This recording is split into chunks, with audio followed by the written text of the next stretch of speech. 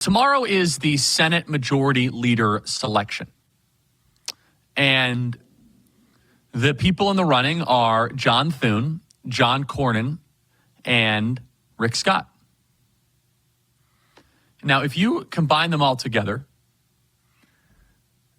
there are the big differences between all of them. Rick Scott, obviously, I hope he wins. I don't know if he'll be able to get the votes. We'll see. He's definitely surging in the momentum. However, the United States Senate, they've been leaking stories back at us, those of us that have been pushing Rick Scott, basically saying, oh, no, we won't be bullied into being told what to do. Wait a second. So you won't listen to your voters? You won't listen to what the voters want and what they are demanding? The United States Senate is not some sort of super government that is immune from the will of the people. Elections are not bullying. And this goes back to the fundamental point that we talked about in the first segment, where can the military subvert and undermine the will of the American people? This is exactly what Dwight D. Eisenhower warned against. An unelected, technocratic, scientific elite. Is it we the people or we the bureaucrats?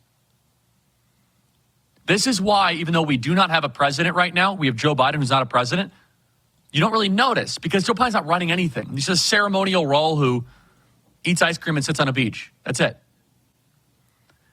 The real power is in the unelected. Play cuts 363 from CNN. Look, I don't like this because what's Donald Trump supposed to think? You know, he's sitting down there, he's the president-elect, and now he's got to read in the newspaper tonight that the unelected bureaucracy of the federal government is having meetings at some level about how to thwart or countermand the commander-in-chief. If you were in his shoes and you just won the popular vote with a clear mandate and now you got to read that these unelected bureaucrats are plotting against you, what would you think? If but they I think have problems, there's a reason if for they have, that, let me finish. Well, I agree that that's maybe not the best way to do it. However, Trump has set them up to be in this situation where they think that he's coming after them. And he's talked about using the military. He's the president. Yes, Yes, but do you see that? That's Gretchen, who used to be on Fox News. Oh, he deserves it. He deserves to be undermined. He deserves to be leaked against, smeared. He deserves to have his orders not fulfilled. So who is the boss here? And by the way, if you don't like working for Donald Trump, then go resign. Just go resign. Go write your own book.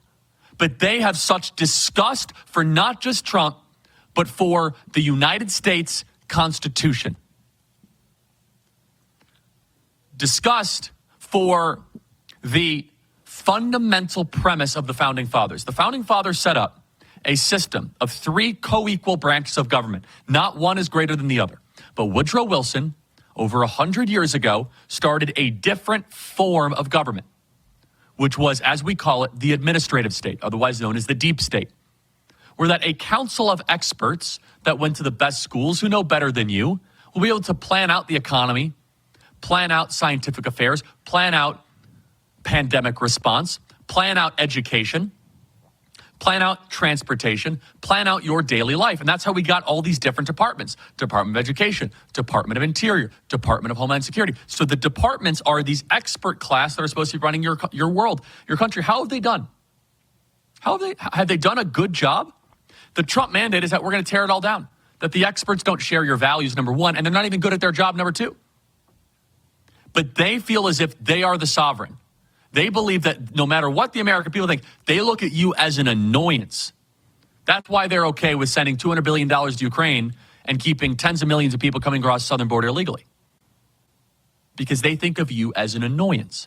And what Trump is up against is a realignment that is greater than just politics. It's, can he change the form of government back to what the Founding Fathers designed?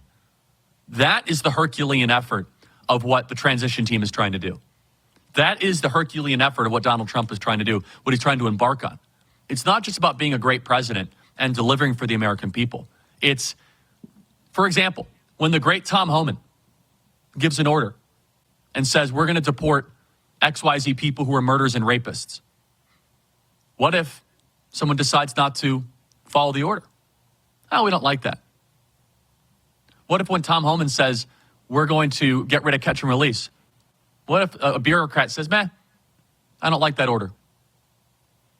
What you're talking about is the downfall and the disappearance of a citizen-led government. We have it coming back, though, and we have this opportunity. Donald Trump won. We won. We the people won.